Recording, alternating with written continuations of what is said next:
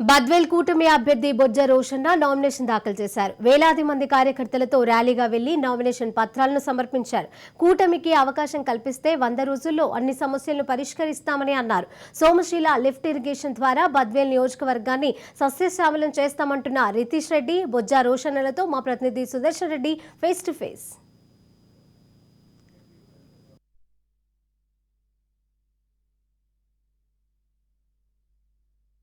నిర్వహించారు. తర్వాత ఆయన నామినేషన్ పత్రాలు దాఖలు చేశారు. మనతో పాటు టీడీపీ ఇన్ఛార్జ్ రితీష్ రెడ్డితో పాటు ఎమ్మెల్యే అభ్యర్థి బొజ్జ రోషన్ ఉన్నారు. వాళ్ళని అడిగి తెలుసుకునే ప్రయత్నం చేద్దాం.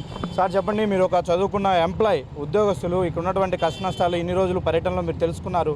ఏంటి సార్ మీ గెలుపు అవకాశాలు ఎలా ఉన్నాయి? ఏం చేస్తారు మీరు గెలిస్తే పేద ప్రజలకు సేవ చేస్తాము. ఇక్కడ ప్రజలు సుఖ సంతోషంగా ఉండడానికి ఎన్ని మార్గాలు ఉన్నాయో అన్నీ చేస్తాము. పైగా నేను ఒక ఇంజనీర్ కాబట్టి మౌలిక సదుపాయాలు ఎలా కల్పించాలో ఇక్కడ సమస్యల గురించి పాదయాత్రలో అన్నగారితో పాటు తిరిగినప్పుడు మొత్తము మా నియోజకవర్గంలో ఎన్ని సమస్యలు ఉన్నాయో అన్నీ తెలుసుకున్నాము. వాటన్నిటికీ ఎలా పరిష్కారాలు చేయాలనో అవి కూడా తెలుసుకున్నాము. వాటన్నిటికీ మేడం గారి ఆశీస్సులతో అన్నగారి సాయంతో మా గవర్నమెంట్ వచ్చి డబుల్ ఇంజిన్ సర్కార్ వస్తుంది. అప్పుడు డబుల్ ఇంపాక్ట్ మనకు central government, state government funds తెచ్చి డెవలప్మెంట్ యాక్టివిటీస్ చేస్తాము. సెంచురియన్ ప్లైవుడ్ ఫ్యాక్టరీ ద్వారా 1200 ఉద్యోగాలు ఇచ్చాము అంటున్నారు. కానీ నిన్న నామినేషన్ సందర్భంగా ఆ నాయకులు గంట సేపు వాళ్ళ కార్యకర్తలను రోడ్డుపైన నిలబెట్టారు. ఏంది ఈ కాన్ఫ్లిక్ట్ ఎలా చూస్తారు? ఉద్యోగస్తుల గురించి చూస్తే గవర్నమెంట్ ఉద్యోగస్తులకి చెప్పిన హామీలు బాయ్, ప్రెస్ రిపోర్టర్లకు చెప్పిన భూములు ఇస్తా అన్న స్థలము లేదు. ఇక లిస్టు పెద్దగా అయిపోయిందన్న. నిన్న ఎంత దారుణం అంటే నేను కూడా ఈరోజు ఇంతసేపు ఉన్న ప్రజలు కూడా క్షమాపణ అడిగా. ఎందుకంటే వాళ్ళు ఇబ్బంది పడకూడదు. ఇక్కడ పాపం చిన్న కార్లుగా పెట్టుకున్న షాపుల కూడా ఇబ్బంది పడకూడదు. మన ర్యాలీలు చేసినా కానీ ఇది నిన్న ఎంత దౌర్భాగ్యం అంటే నేను అంది అన్న జాలేస్తుంది. ఈ వైసీపీ నాయకులకి గౌరవం లేదు. అక్కడ వాళ్ళ గురించి కార్యకర్తల్ని పట్టించుకోవట్లేదు. కేవలం వాళ్ళు మేము పథకాలు ఇచ్చామని ఆయన చెప్తున్నాడు. ఇక్కడున్న నాయకులందరూ పెత్తందారులు అయిపోయారయ్యా. నేను ఇందాకే మీకు చెప్పా, పేదవాళ్ళకి పెత్తందారులకి జరిగే యుద్ధంలో ఆయన సిద్ధం అన్నాడు, కానీ ఆయన పైన సిద్ధం అన్నాడు, కానీ కింద అంతా వాళ్ళు పెత్తందారులు అయిపోయారు. భూ కబ్జాల్లో ఫస్ట్ ప్లేస్ ఈ జిల్లాలో మా చంద్రబాబు నాయుడు గారు ఆ రోజు కమలాపురంలో దాదాపు ఇన్ని వేల ఎకరాలని అంటే అప్పుడు చూసి ఈ యంత్రాంగం అన్నీ ఆన్లైన్ పెండింగ్ పెట్టింది.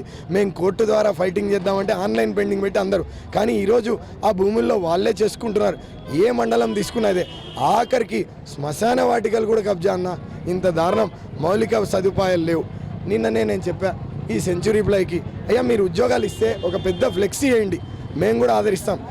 చంద్రబాబు నాయుడు కమలాపురంలో మీరు అన్నట్టు 2000 కోట్ల భూమాఫియా జరిగింది బద్వేల్లో. ఎస్సీ ఎస్టీ భూములన్నీ లాగేసుకున్నారు పెద్దలు. వాళ్ళందరికీ ఎలాంటి భరోసా ఇస్తారు? ఈరోజు వేలాది మంది బాధితులు ఉన్నారు ఇక్కడ. అన్న ఈరోజు ఎస్సీ ఎస్టీలు కాదన్న, మీకు బై ఎలక్షన్ గుర్తుంటే అవినాష్ రెడ్డి పెద్దిరెడ్డి అక్కడ ఒక మీటింగ్ పెట్టాడన్న, వైశ్య సభ. అక్కడ పురుగుల మందు తాగాడన్న పాపం.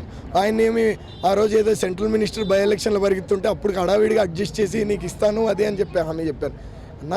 ఈరోజు ప్రతి వర్గంలో ప్రతి దాంట్లో ఎస్సీ ఎస్టీ బీసీ ఓసీ అందరు ఇబ్బంది పడ్డారన్న. ఎవరు కాదు, వాళ్ళ భూములు లాక్కుంటే ఎవరికి చెప్పుకోవాలో తెలియదు. పోలీస్ స్టేషన్ పోవాలంటే భయం. ఇక్కడ నాయకులు సెటిల్మెంటు, వాళ్ళ సాక్షి ఛానల్ వాళ్ళు సెటిల్మెంటు, ఇంత దారుణం అన్న. మేము అందుకే చెప్పాను నీకు, బద్వేల్ భద్రత కానీ వాళ్ళ భవిష్యత్తు కానీ మమ్మల్ని చూడండి.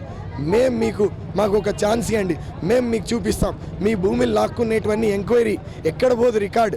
ఆ రోజు కూడా చెప్పారు ఎంక్వైరీ 5 మంది కమిటీ, ఒక రెవెన్యూ కానీ పోలీస్ కానీ పంచాయతీ కానీ ఇరిగేషన్ కానీ ఎవడైనా ఇంకొక డిపార్ట్మెంట్ ఏది ఉన్నా ఇక్కడే సెటిల్ చేసి మీ ఇంటికి మీ పట్టా చేరుస్తాం. లేకపోతే ఫైనల్గా కూర్చొని ఈరోజు బ్రహ్మం సాగర్ను పూర్తిగా బద్వేల్ కోసమని ఆ రోజు తెచ్చారు, పోరాడారు, అయింది. అయితే ఎప్పుడో ఒకసారి 4 ఏళ్ళకు 5 ఏళ్ళకు ఒకసారి బద్వేల్ పెద్ద చెరువుకు నీళ్ళు ఇచ్చి ఇప్పుడు ఆ నీటిని అన్నింటినీ కూడా పక్కకు తరలిస్తూ ఉన్నారు. దాన్ని నమ్ముకుంటే లాభం లేదనే ఆలోచనకు వచ్చేసారు. సోమశీల మీరు పదే ప్రస్తావిస్తున్నారు. మీ గవర్నమెంట్ వస్తే అసలు సోమశీల నిజంగా కళ సాకారం చేస్తారా? అది ప్రజలకు సూటిగా చెప్పండి. ఈరోజు మాకు ఒక ప్రాంతం అని నీటి గోడలు సమస్యలు పెట్టాలని లేకనే ఒక ప్రణాళికబద్ధంగా ఆ రోజు మీకు గుర్తుందా, మీరు ఒక ప్రాజెక్టు కంటే నేను అన్ని ప్రాజెక్టులు ఎక్స్ప్లెయిన్ చేస్తా. వీళ్ళకి అసలు అవగాహన ఉందా ఇక్కడ ఉన్న వైసీపీ నాయకులకి? ఈరోజు ఎక్కడి నుంచి రావాలన్నా శ్రీశైలం నుంచి రావాలా. 0 to 19 ఉన్న వాళ్ళు లైనింగ్ వర్క్ చేస్తున్నారు వాళ్ళే. ఇప్పుడు అయిపోయింది. మేము వాళ్ళు 1 కారు 2 కారు 3 కారు అయిపోయినాక మాకు వదులుతున్నారన్న. మేము ఎంత కింద ఉన్నాం. ఇంతకుముందు కండలేరు ప్రాజెక్ట్ నుంచి ఇక్కడ నీళ్లు వచ్చి సోమశిలాకు పోవాలి, ఇప్పుడు పైనుంచి కుందు నుంచి వెళ్తున్నాయి. ఆనాడు కరోనా కంటే ముందు టెంకాయ కొట్టి మట్టి పని చేసుకొని మట్టి అమ్ముకున్నారు, కానీ 15 టీఎంసీ డ్యాంలో పెడతా అని ముఖ్యమంత్రి హామీ ఇచ్చాడు. ఈరోజు 15 ఉన్నాయా, 2 ఉన్నాయా, 3 ఉన్నాయా? మీరు అడగండి అన్న డిపార్ట్మెంట్లో. నేను అడిగాను లెటర్లో. అభ్యర్థితో పాటు టీడీపీ నియోజకవర్గ ఇన్ఛార్జ్ రిజిస్ రెడ్డి కోరుతున్నారు. వీడియో జర్నలిస్ట్ నాగమరెడ్డితో సుదర్శన్ రెడ్డి, రాజ్ న్యూస్, బద్వేల్.